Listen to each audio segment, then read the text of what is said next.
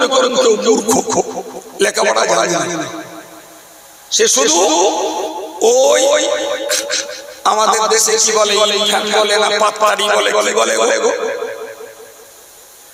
শিক্ষাটা কি পাততাড়ি, ওইটাই তো পাততাড়ি ক্লাসটাই শুধু গেল। পাততাড়ি ক্লাসটাই গেলে মাস্টারটাকে বই দিয়েছে বড় পরিচয়, ঈশ্বরচন্দ্রের লেখা বর্ণ। এখনো বর্ণগুলো চিনে নিলাম, চিনে চিনে চিনে চিনে একটু আগে গেছে, গেলি একটু বড় বড় কথা পড়তে পেরেছে। তো সেই বড় কথার মধ্যে লেখা আছে, কখনো মিথ্যা কথা বলিও না, পরের দ্রব্য না বলিয়া লইলে চুরি করা হয়, পিতা মাতার অবাধ্য হইও না, কারো সহিত ঝগড়া করিও না, কাকেও গালিগালাজ করিও না। একটু বলবেন এরকম লেখা ছিল বাবা? কারণ মনে আছে? আমি বানিয়ে বানিয়ে বলছি ছিল। এখন ওই ছেলেটার ওই পর্যন্তই তার লেখাপড়া শেষ, তারা লেখাপড়া হয়। এখন এই যে পাঁচটা কথা ওই ছেলেটা শিখেছে ঈশ্বরচন্দ্রের মতো একটা অমুসলিম লেখকের লেখা থেকে। এখন ঈশ্বরচন্দ্র ওই যে কথাগুলো লিখেছে, আমার বিশ্ব নবী একই ভাবে ওই কথাগুলো ঈশ্বরচন্দ্রের আগে বলে রেখেছে। সুবহানাল্লাহ বলে আমার নবীও বলে রেখেছে মিথ্যা কথা বলো না। আমার নবী বলেছে পরে জিনিস না বলে নিলে চুরি করা হয়। আমার নবী বলে রেখেছে গালিগালাজ করো না। আমার নবী বলে রেখেছেন বাবার অবাধ্য হয়েও না। আমার নবী বলেছেন ঝগড়া করো না। ঈশ্বরচন্দ্রের জন্মেরও আরো 1200 বছর আগে ওই কথাগুলো আমার নবী বলে রেখেছে। কথা বলা যাচ্ছে কি? এখন ওই ছেলেটা পাততাড়ি পর্যন্ত পড়ে ওই জ্ঞান হয়ে আছে। জ্ঞানটার সামনে দেখছি আমার নবীর জ্ঞানের সঙ্গে এই জ্ঞানটার মিল আছে। এই ছেলেটা ধর্ম শিখুক আর ঈশ্বরচন্দ্রের বাংলা বই পড়ুক, কিয়ামতের দিনে ওই লোকটার কাছে জিজ্ঞাসা করা হবে, ওই লোকটার কাছে তুমি তো শিখেছিলে মিথ্যা কথা বলতে নেই, তা তুমি মিথ্যা কথা বললে কেন? ওই ফেলতে তুমি তো শিখেছিলে লোককে গালি দিতে নেই, তুমি গালি কেন? তুমি শিখেছিলে পরে জিনিস না বলে নিতে নেই, তুমি লোকের জিনিস লোকের খেতে সংসার চলে খেলে কেন? তুমি তো শিখেছিলে বাবা মার অবাধ্য হতে নেই, তুমি বাবা মার কথা মানোনি কেন? তুমি শিখেছিলে কারোর সঙ্গে ঝগড়া করতে নেই, তুমি ঝগড়া করলে কেন? এবার বলে আলেম আর বেআলেম, এমএ পাস আর সাততারি পাস, বাদ যাবে কে? বিশ্বাসটা তৈরি হয়। তাহলে পূর্বের বক্তাদের কাছ থেকে যে জ্ঞানগুলো আমরা আজকে শুনেছি, লাভ করেছি, বিনিময়ে আল্লাহ পাকের কাছে আমরা প্রত্যেকটা জ্ঞানের বিনিময়ে 100 রাকাত করে নামাজের সওয়াব পাবো। কিন্তু মনে রাখা দরকার, ওই সওয়াব যতক্ষণ শুনেছি ততক্ষণ,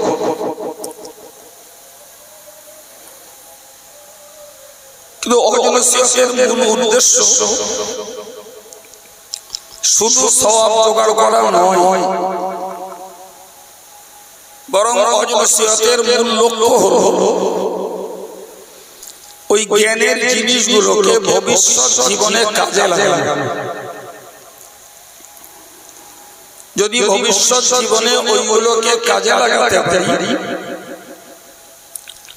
তাহলে মরণ পর্যন্ত আমরা সওয়াব সঞ্চয় করতে থাকবো। সুবহানাল্লাহ। তা আমরা সবাই বুঝি যে তাৎক্ষণিক একটা কিছু উপার্জন করা আর ধারাবাহিক ভাবে একটা কিছু উপার্জন করে যাওয়া, দুটো নিশ্চয়ই এক নয়। আমরা রোজগারের মানুষ, তো দুম করে একদিন 5,000 টাকা রোজগার করলাম, এইটা তুলনা নয়। দৈনিক আমার 100 টাকা করে রোজগার হবে, নিঃসন্দেহে সংসারী মানুষ মাত্রই বলবেন যে দিনে একটা রোজগার থাকা, এটাই আমার সংসারটা চালিয়ে যাওয়ার পক্ষে ভালো। ঠিক না ভুল? এটা দুনিয়া। ঠিক সবের ক্ষেত্রেও তাই। আমি একদিন ওয়াজ শুনলাম, অনেক সওয়াব হলো। একদিন জিকির করলাম, অনেক সওয়াব হলো। একদিন আমি রোজা রাখলাম, অনেক সওয়াব হলো। এর তুলনায় প্রত্যেকটা ধার্মিক মানুষের উচিত হলো দৈনিক জীবনে সওয়াবের একটা ধারাবাহিকতা বজায় রাখা। যেমন যারা 5 ওয়াক্ত নামাজ, ভাই এই মানুষগুলো দৈনিক 5 বার করে নামাজ পড়ে, তাহলে সেই নামাজগুলো আল্লাহ পাকের কাছে কবুল হলে তারা যথারীতি দৈনন্দিন একটা সওয়াব তারা উপার্জন করে। আর আরেকজন মানুষ ধরুন শবে বরাতের দিনে মসজিদে গেলেন, যে খুব করে দোয়া দানি করে 2-10 রাকাত নফল নামাজ পড়ে বাড়ি চলে এলেন। লোকটারা সারা বছরে নামাজের সঙ্গে আর কোনো সম্পর্ক নেই। ভাই আমরা সবাই বলবো যে ওই লোকটার একদিন 10-20 রাকাত নামাজ পড়ার তুলনায় তার দৈনিক 2 রাকাত করে নফল নামাজ পড়াটা ভালো। রাসূলুল্লাহ বলেছেন, আহাব্বুল আমালি ইলাল্লাহি আদওয়ামুহা ওয়া ইতাল্লাহ। আল্লাহর কাছে সবথেকে ভালো আমল হলো কম হলেও প্রতিদিন করা। সুবহানাল্লাহ। কম প্রতিদিন করো। আমি দিনে 2 রাকাত করে নফল নামাজ পড়ব, আমার দ্বারা ওর বেশি আর সম্ভব না। আমার আল্লাহর কাছে ওইটা প্রিয় যে আমার বান্দা প্রতিদিন 2 রাকাত করে নফল নামাজ পড়ছে। আর একজন মানুষ একদিনে 20 রাকাত পড়লো, পরে আর পড়লো না, ভাই ওইটাতে আল্লাহ খুশি না। আমি একদিন একটা জিকিরের মজলিসে বসে ঘন্টা খানিক ধরে জিকির করলাম, এতে আল্লাহ খুশি নন। বরং আমি প্রতিদিন 5 মিনিট করে জিকির করব, এতেই আল্লাহ খুশি। সুতরাং আমি আপনাকে বোঝাচ্ছিলাম যে ওয়াজ নসিহত শুনলে একটা সওয়াব হয়, কিন্তু সেটা তাৎক্ষণিক বাবা। ওই সওয়াবটাকে যদি আমাদের বাকি জীবনটা ধরে রাখতে হয়, তাহলে ওয়াজের মজলিসের জোগাড় করা জ্ঞানটাকে আমাদের কাজে লাগাতে হবে। আল্লাহ পাক কোরআন শরীফে বলেছেন, আল্লাযীনা ইসতামিউনাল কাওলা ফায়াত্তাবিউনা আহসানা। যে সমস্ত লোকগুলো এই কথা শুনে এবং সেগুলোর মধ্যে ভালো কথাগুলোকে মেনে চলে।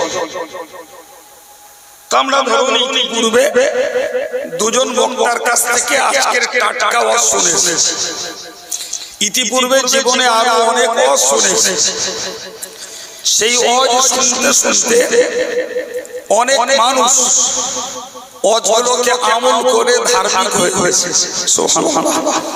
নামাজি হয়েছে, কেউ দাড়িওয়ালা হয়েছে, আবার সেই সঙ্গে কেউ টুপিওয়ালা হয়েছে, কেউ বা দৈনিক একটু জিকির করে, প্রতিদিন একটু তওবা ইস্তিগফার পড়ে, প্রতিদিন ওই লোকটা সুবহানাল্লাহ আলহামদুলিল্লাহ লা ইলাহা ইল্লাল্লাহ আল্লাহু আকবার এই জাতীয় কিছু তাসবিহ তাহমিদ তাকবীর পড়ে। ভাই এই রকম শুনতে শুনতে আমাদের সমাজের একদল মানুষ আল্লাহওয়ালা দ্বীনদার ধার্মিক হয়েছে। কথা ঠিক না? কথা বলে তাহলে বাকি আমার যে ভাইয়েরা কিংবা যে যুবকগুলো আজও পর্যন্ত ধর্মপথে মন তৈরি করতে পারিনি, তাদেরকে ভাবতে হবে যে আমরা এই যে বক্তাদের শুনলাম এইটাকে আমার জীবনে কাজে লাগাতে হবে, তাহলে আমি লাভবান হতে পারবো। কি লাভ? আল্লাহ বললেন যারা কথা শোনে এবং ভালো কথাগুলোকে মেনে চলে, খুব সহজ বাংলায় মুখস্থ করে ফেলুন, যারা কথা শোনে আর ভালো কথাগুলোকে মেনে চলে, চাই সে কথা মসজিদের ইমাম সাহেবের কাছে শুনুক আর মঞ্চে কোন সুরওয়ালা বক্তার কাছ থেকে শুনুক কিংবা কোন সুর ছাড়া বক্তার কাছ থেকে শুনুক, যার কাছ থেকে শুনেছে ভালো কথাগুলো আমল করেছে। আল্লাহ বললেন উলাইকাল্লাযীনা হাদাহুমুল্লাহ, ওই লোকগুলো হলো আল্লাহর পক্ষ থেকে হেদায়েত প্রাপ্ত বান্দা। আর তো মন খুলে বলে জি আমার আল্লাহ অন্য আয়াতে বলেছেন ফামান তাবিয়া হুদায়া ফালা খাউফুন আলাইহিম ওয়ালা হুম ইয়াহজানুন, যারা আমার হেদায়েতের তাবেদারি করেছে তথা আমি আল্লাহ যে রাস্তা দেখিয়েছি এই রাস্তাটাই যে বা যারা চলেছে, আল্লাহ বললেন ওদের কোনো ভয়ও নাই, কোনো দুশ্চিন্তাও নাই। সুবহানাল্লাহ, একটু মহব্বত করে বলে এদের ভয় নেই মানে এদের কবরে ভয় নেই, হাসরে এদের ভয় নেই, এদের জাহান্নামে যাওয়ার ভয় নেই, সেই কিয়ামতের দিন এদের কি হবে এ নিয়ে এদের কোনো টেনশন নেই। বাবা আল্লাহ যখন এই অভয় বাণী আমাদেরকে শুনিয়েছেন, তাহলে আমাদের জন্য বুদ্ধিমানের কাজ হলো যে আলেম ওলামারা যে হেদায়েত তথা আল্লাহর সন্তুষ্টি লাভের জন্য যে রাস্তাটা আমাদেরকে দেখিয়ে দেন, ওই রাস্তাটার আমাদের অনুসরণ করাই হলো এই ওয়াজিবতের মূল দাম। এই কথা বুঝতে পারেন? তা না হলে ভাই কানে শুনেছি কথাগুলো, শুনতে ভালো লাগলো ভাই, এতে 16 আনা লাভ করা যাবে না। 16 আনা লাভ করতে হলে আলেমের দেখানো রাস্তাটা আমার চলা লাগবে, আমাকে চলতে হবে আমার জীবনটা। আল্লাহ বললেন ও উলাইকা হুম উলুল আলবাব, ওই লোকগুলোই হলো প্রকৃতপক্ষে জ্ঞানী লোক। সুবহানাল্লাহ। ভাই সমাজের মাটিতে প্রচুর জ্ঞানী মানুষ আছে, ধরুন একজন ডাক্তার বাবু জ্ঞানী মানুষ, একজন মাস্টার মশাই জ্ঞানী মানুষ, একজন পুলিশ অফিসার জ্ঞানী মানুষ, একজন এমএলএ এমপি জ্ঞানী মানুষ, ভাই একজন বৈজ্ঞানিক তিনিও জ্ঞানী মানুষ, একজন ভৌগোলিক তিনিও জ্ঞানী মানুষ, একজন ঐতিহাসিক তিনিও জ্ঞানী মানুষ, একজন আলেম তিনিও জ্ঞানী মানুষ। ঠিক কিনা বলেন? কিন্তু ভাই সাধারণত আমরা দেখি আলেম ছাড়া ওই যে বাকি জ্ঞানীগুলোর কথা বললাম, এদের অধিকাংশ লোক আল্লাহর দেখানো রাস্তায় এরা চলে চলে কি না রে, তারা ইমানের পথে চলে না, আমলের পথে চলে না, জিকিরের পথে চলে না, ফিকির করার পথে তারা চলে না, তারা তওবা ইস্তিগফার করে না, তারা তাসবিহ তাহলিল গুলো পড়ে না। তাহলে আলেমদের দেখানো রাস্তায় তারা চলে না বাবা। কিন্তু দুনিয়াতে ওই লোকগুলো বড় সব জ্ঞানী, কিন্তু আল্লাহ পাকের কাছে তাদের ওই জ্ঞানের কোনো মূল্য নেই। কথা শুনতে হচ্ছে, পক্ষান্তরে সাধারণ খেটে খায় গরিব মানুষ ভ্যান চালায়, তার টাকা পয়সা নেই, তার এমনি জাগতিক বিদ্যা বুদ্ধি নেই, সমাজের মোড়ল মতব্বরও না, লোকটার সমাজে কোনো দাম নেই, সে শুধুমাত্র নিজের সংসারটাকে যেন তেন প্রকারে চালিয়ে যায়। অথচ এই আলেম ওলামাদের কাছ থেকে ওয়াজ শুনে শুনে এগুলো ঠিকঠাক ভাবে লোকটা আমল করে। সুবহানাল্লাহ। এই লোকটা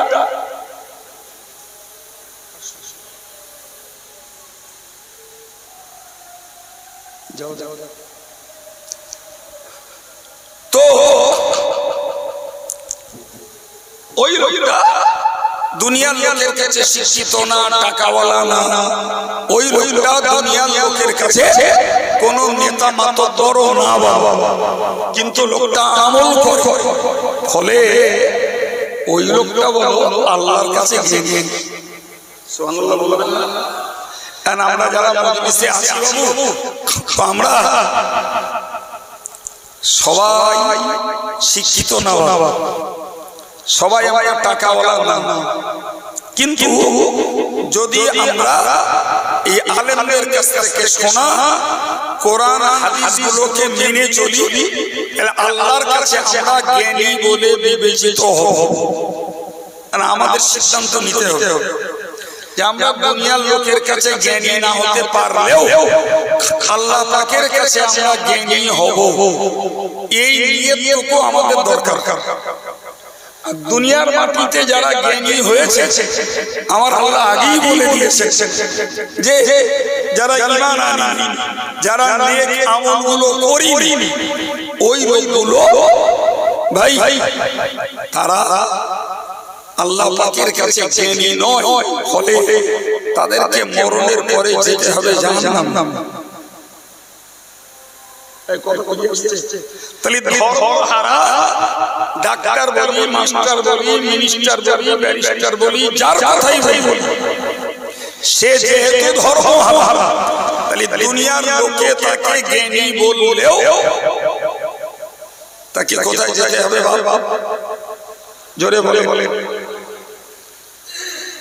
আর দুনিয়ার লোকে জ্ঞানী বলে না, সত্যি আমার ডিগ্রি নেই, কিন্তু আমি আল্লাহ আল্লাহর রাসূলের কথাগুলো মেনে চলি, আমার আল্লাহ আমাকে জ্ঞানী বলবেন এবং জাহান্নাম থেকে আল্লাহ আমাকে বাঁচিয়ে জান্নাত দান করবেন। সুবহানাল্লাহ।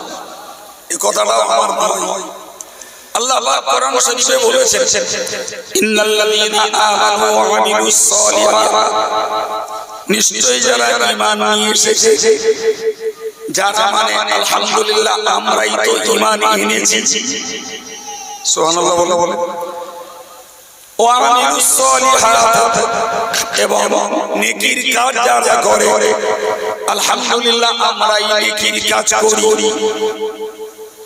আমার আল্লাহ বললেন কানাত লাহুম জান্নাতুল ফিরদাউসি নুজুলা, এই লোকগুলোর জন্যই জান্নাতুল ফিরদাউসে মেহমানদারির আয়োজন করা রয়েছে। ভাই কোরআনকে বিশ্বাস না করে কোন লোক ঈমানদার হয় না বাবা, হয় কি? জি না। তো সেই কোরআনের বার্তা এই, তোমরা আল্লাহর প্রতি বিশ্বাসটাকে ঠিক রাখো, সৎ কাজগুলো করো, তোমাদের জন্য রয়েছে আল্লাহর জান্নাতুল ফিরদাউসের ব্যবস্থাপনা তৈরি করাই আছে। অন্য আয়াতে আল্লাহ বলেছেন, ও ভাইরা আমার, ভাইরা ও যুবকেরা, একটু মনে রাখো বাবা, আল্লাহর কোরআন বলছে ইন্নাল্লাযীনা আমানু ওয়া আমিলুস সালিহাত উলাইকা হুম খায়রুল বারিয়া, নিশ্চয়ই যারা ঈমান নিয়ে এসেছে এবং যারা ভালো কাজগুলো জীবনে করেছে, আমার আল্লাহ বললেন উলাইকা হুম খায়রুল বারিয়া, ওরাই হলো আমার সৃষ্টির মধ্যে শ্রেষ্ঠ। আল্লাহু আকবার। আল্লাহ পাক কত দাম দিলেন ঈমান ওয়ালাদের, কত দাম দিলেন আমল ওয়ালাদের। ভাই কথায় বলে রতনের রতন চেনে। আমি কালকে একটা সমীক্ষা শুনছিলাম, গতকাল একটা ছেলে হাফেজ বা হাফেজ হচ্ছে, তো তারে সমাজের লোক কেউ দাম দেয় না, কেউ দাম দেয় না। তো ছেলেটা মনটা খুব খারাপ লাগছে যে আমি একটা হাফেজ হচ্ছি, অথচ লোকে আমার কোনো দাম দেয় না। তো তার ওস্তাদের কাছে কোরআন শরীফটা বুকে করে নিয়ে গেছে, নিয়ে বলছে হুজুর এই কোরআন শরীফ আমি জমা দিয়ে দিচ্ছি, আমি আর পড়বো না। কথা শুনছেন? তো ওস্তাদ তাকে বলছে কেন বাবা তুমি পড়বে না? তো হুজুর কোরআন আমার রোজগার করে দেয় না, কোরআন পড়ে আমার সম্মান বাড়ে না, আমার সমাজের ছেলেরা আমার বন্ধু বান্ধবেরা তারা আমাকে ঠাট্টা করে বিদ্রুপ করে যে তুই কোরআন পড়ে কি লাভ করিস, ফলে আমি আর পড়বো না। তা ওস্তাদ বললে ঠিক আছে বাবা এক কাজ করো, আজকের দিনটা তুমি কোরআন নিয়ে বাড়ি যাও, তুমি কালকে এসো, কালকে এসো, কোরআনের দাম আছে কিনা আর এরা কেন দাম দেয় না আমি তোমার কালকে বলবো। বেটা কালকে আবার আসলে ওস্তাদ একটা মূল্যবান পাথর ওই লোকটার কাছে দিয়েছে, ওই লোকটার কাছে দিয়েছে, ছেলেটার কাছে। ছেলেটাকে বললো তুমি যাও বাজারে যে একটা মুচির কাছে যে ওরে বলো যে আমি এই পাথরটা দিচ্ছি, আমার এই দুটো সেলাই করে দেবে। মুচি জুতো সেলাই করে দিয়ে বলছে 2 টাকা দাও, দিয়ে বলছে আমার কাছে পয়সা নেই, আপনি এই পাথরটা নেন। তো আমি পাথরটা তো নেবো না, আমার 2 টাকা দাও, 2 টাকা না দিলি জুতো দেবো না। তো মুচি পাথর নিলে না, জুতোও দেবে।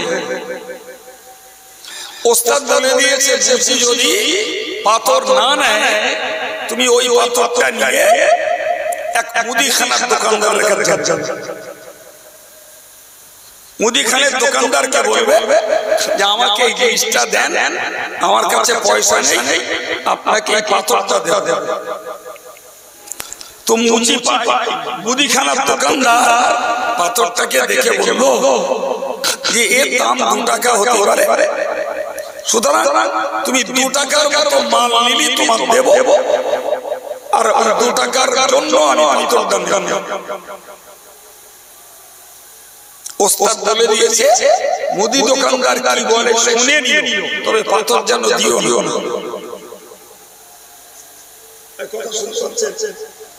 এরপরে তুমি একটা সর্বকারের কাছে যাবে, একজন জওহরি যে রত্ন চেনে তার কাছে যাবে। এই পাথরটা নিয়ে এক জওহরি, এক স্বর্ণকার, এক রত্নকারের কাছে গেছে।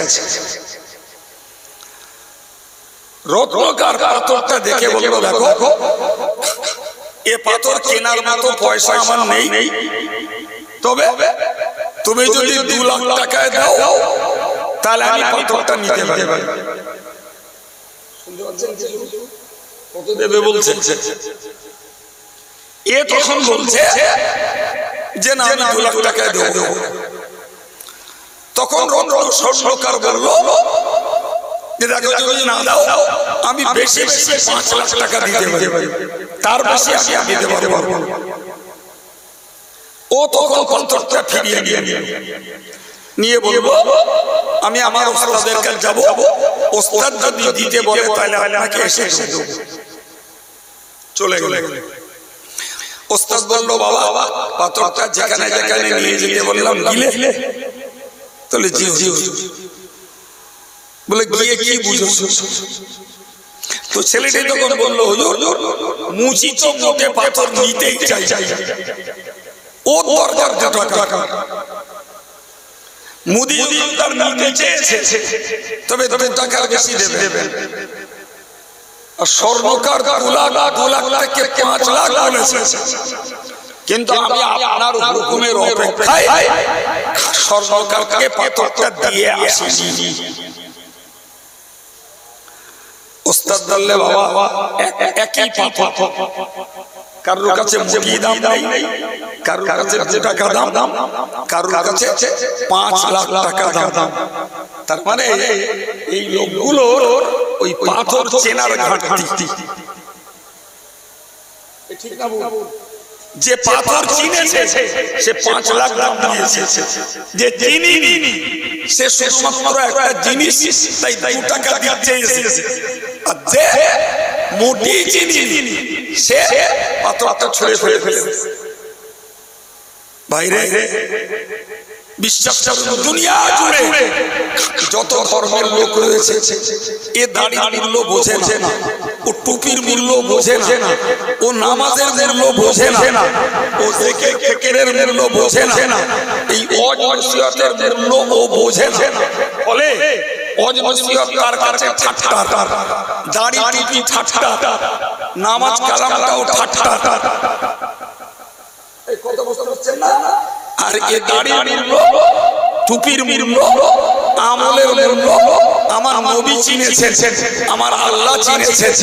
তাই এই দাড়িওয়ালা, টুপিওয়ালা, এই নামাজি মুসল্লি লোকগুলোর জন্য আল্লাহ এই ধর্ম করার বিনিময়ে জান্নাত দেবেন বলে রেডি করে রেখে দিয়েছে। কথা বোঝা যাচ্ছে? তাহলে আল্লাহ পাক চেনেন তার নেককার বান্দাকে। জি, দুনিয়ার এরা নেককার বান্দারে চেনে না বলে এরা ভাবে এরা কটা বোকা, এরা কটা ভণ্ড, এদের কটা ধর্মের নামে এরা ভণ্ডামি করে চলে। এইসব বলে না, বলে হ্যাঁ না বলে। মুসলমানদেরকে বলছেন নাকি? মুসলমান মানুষ বলছে এরা মূর্খ, এরা লেখাপড়া জানে না। আর আমি আপনাকে কোরআন দ্বারা বুঝিয়েছি যে দুনিয়ার লোকের কাছে এরা মূর্খ, কিন্তু ঈমান আর আমলের বিনিময়ে এরা আল্লাহর কাছে কি? জোরে বলে এই রে কি অসম্ভব। ঈমান আর আমলের বিনিময়ে আল্লাহর কাছে কি এরা? তো এই কথাটা বলতে দেরি হচ্ছে। জি, তাহলে আল্লাহ পাকের কাছে এরা জ্ঞানী, দুনিয়ার লোকের কাছে এরা। এই টাইপের লোকগুলো এই দুনিয়ার লোকের কাছে জ্ঞানী, আর আমার আল্লাহর কাছে বলেন ওরা কি? মূর্খ। জি, এখন সিদ্ধান্ত আমাদের নিতে হবে, আমরা দুনিয়ার লোকের কাছে জ্ঞানী হব না আল্লাহর কাছে জ্ঞানী হব। আমরা আল্লাহর বিচারে সৃষ্টির শ্রেষ্ঠ বলে গণ্য হব নাকি আল্লাহর বিচারে সৃষ্টির ভিতরে নিকৃষ্ট বলে গণ্য হব?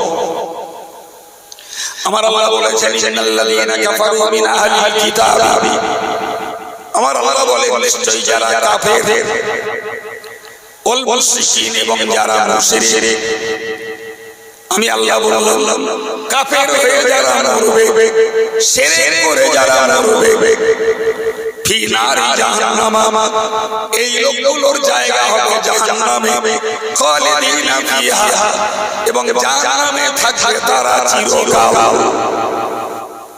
উলাইকা হুম শাররুল বারিয়া, আমার আল্লাহ বলেন ওই লোকগুলোই হলো সৃষ্টির ভিতরে সবথেকে নিকৃষ্ট। আমার জাতির কাছে, আমার ছেলেদের কাছে, জি আমি বড় জোরে নিবেদন করে বলি বাবা, দুনিয়ার রোজগার, দুনিয়ার তামাশা, দুনিয়ার নেতৃত্ব, দুনিয়ার বাবুগিরিয়ার জমিদারি, এসব করে আল্লাহর কাছে জ্ঞানী হওয়া যাবে না। আর জান্নাতুল ফিরদাউসে জায়গা পাওয়াও যাবে না বাবা। দুনিয়ার লোকে ঠাট্টা করবে, দুনিয়ার লোকে গরিব বলবো, দুনিয়ার লোকে অশিক্ষিত বলবো, আমরা আল্লাহ আল্লাহ রাসূল দেখানো রাস্তা যা আলেমরা আমাদের কাছে বলে দিয়ে যাচ্ছেন, আমরা এইটাকে ধরি, আল্লাহর কাছে আমরা জ্ঞানী হব আর জান্নাতুল ফিরদাউসের জায়গা পাবো। আমার কথা বোঝাতে পারছি? বক্তব্য বাড়াবো না, শেষ কথাই বলছি, মনে রাখুন ভাই, কিয়ামতের দিনে প্রত্যেকটা মানুষের কাছে 5টা করে প্রশ্ন হবে, আমার কাছেও হবে। তো 4টে কথা বলার সময় নেব না, আমি একটা কথাই শুরু করছি। একটা প্রশ্ন করবেন আমার আল্লাহ যে বান্দা তুমি জীবনে যে জ্ঞান লাভ করেছো সেই জ্ঞান অনুযায়ী আমল করেছো না করো? কথা বুঝতে হচ্ছে? যে জ্ঞানটাই তুমি জীবনে পেয়েছো, বই পড়ে পাও, লোকের কাছ থেকে শুনে পাও, আর সমাজ জীবনে চলতে ফিরতে অভিজ্ঞতায় শেখো, যে কোনো ভাবে তোমার যে জ্ঞানটা হয়েছে এই জ্ঞান অনুযায়ী তুমি আমল করেছো না করো? ভাই আপনি বলুন, এই প্রশ্নটা থেকে বাদ যাবে কেডা? বাদ যাবে কেউ? তাহলে যারা ধর্মীয় লাইনে কিংবা সাধারণ লাইনে যারা শিক্ষিত, এরা তো বাদ যাবেই। এখন মনে করেন কেউ মূর্খ, লেখাপড়া জানে না, সে শুধু ওই আমাদের দেশে কি বলে, ইনফ্যান বলে না পাততাড়ি বলে, কি বলে গো, শিক্ষাটা কি পাততাড়ি, ওইটাই। তো পাততাড়ি ক্লাসটাই শুধু গেল, আর পাততাড়ি ক্লাসটাই গেলে মাস্টারটাকে বই দিয়েছে বড় পরিচয়, ঈশ্বরচন্দ্রের লেখা বর্ণ। এখনো বর্ণগুলো চিনে নিলাম, চিনে একটু আগে গেছে, গেলি একটু বড় কথা পড়তে পেরেছে। তো সেই বড় কথার মধ্যে লেখা আছে, কখনো মিথ্যা কথা বলিও না, পরের দ্রব্য না বলিয়া লইলে চুরি করা হয়, পিতা মাতার অবাধ্য হইও না, কারো সহিত ঝগড়া করিও না, কাকেও গালিগালাজ করিও না। একটু বলবেন এরকম লেখা ছিল বাবা? কারণ মনে আছে? আমি বানিয়ে বলছি ছিল। এখন ওই ছেলেটার ওই পর্যন্তই তার লেখাপড়া শেষ, তারা লেখাপড়া হয়। এখন এই যে 5টা কথা ওই ছেলেটা শিখেছে, ঈশ্বরচন্দ্রের মতো একটা অমুসলিম লেখকের লেখা থেকে। এখন ঈশ্বরচন্দ্র ওই যে কথাগুলো লিখেছে, আমার বিশ্বনবী একই ভাবে ওই কথাগুলো ঈশ্বরচন্দ্রের আগে বলে রেখেছে। সুবহানাল্লাহ বলে আমার নবীও বলে রেখেছে মিথ্যা কথা বলো। আমার নবী বলেছে পরে জিনিস না বলে নিয়ে চুরি করা হয়। আমার নবী বলে রেখেছে গালিগালাজ করো। আমার নবী বলে রেখেছেন বাবার অবাধ্য হয়েও না। আমার নবী বলেছেন ঝগড়া করো না। ঈশ্বরচন্দ্রের জন্মেরও আরো 1200 বছর আগে ওই কথাগুলো আমার নবী বলে রেখেছে। কথা বলা যাচ্ছে কি? এখন ওই ছেলেটা পাততাড়ি পর্যন্ত পড়ে ওই জ্ঞান হয়ে আছে। জ্ঞানটার সামনে দেখছি আমার নবীর জ্ঞানের সঙ্গে এই জ্ঞানটার মিল আছে। এই ছেলেটা ধর্ম শিক্ষক আর ঈশ্বরচন্দ্রের বাংলা বই পড়ুক, কিয়ামতের দিনে ওই লোকটার কাছে জিজ্ঞাসা করা হবে, ওই লোকটার কাছে তুমি তো শিখেছিলে মিথ্যা কথা বলতে নেই, তা তুমি মিথ্যা কথা বললে কেন? ওই ফেলতে তুমি তো শিখেছিলে লোককে গালি দিতে নেই, তুমি গালি গালে কেন? তুমি শিখেছিলে পরের জিনিস না বলে নিতে নেই, তুমি লোকের জিনিস লোকের খেতে সংসার চলে খেলে কেন? তুমি তো শিখেছিলে বাবা মার অবাধ্য হতে নেই, তুমি বাবা মার কথা মানোনি কেন? তুমি শিখেছিলে কারোর সঙ্গে ঝগড়া করতে নেই, তুমি ঝগড়া করলে কেন? এবার বলে আলেম আর বেআলেম, এমএ পাস আর সাতটারি পাস, বাদ যাবে কেউ?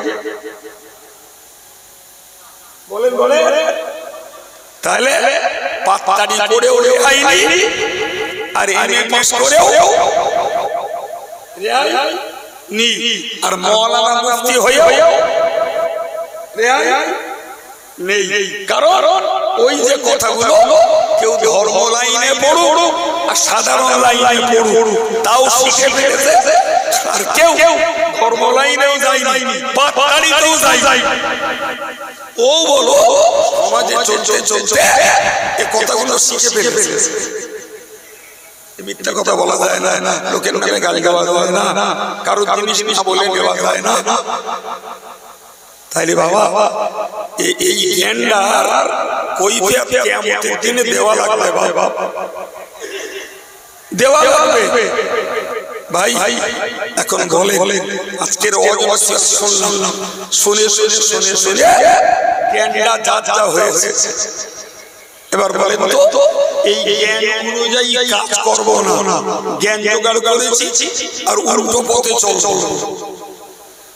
জি কিয়ামতের দিনে আল্লাহর কাছে জবাব দেওয়া যাবে তো বাবা?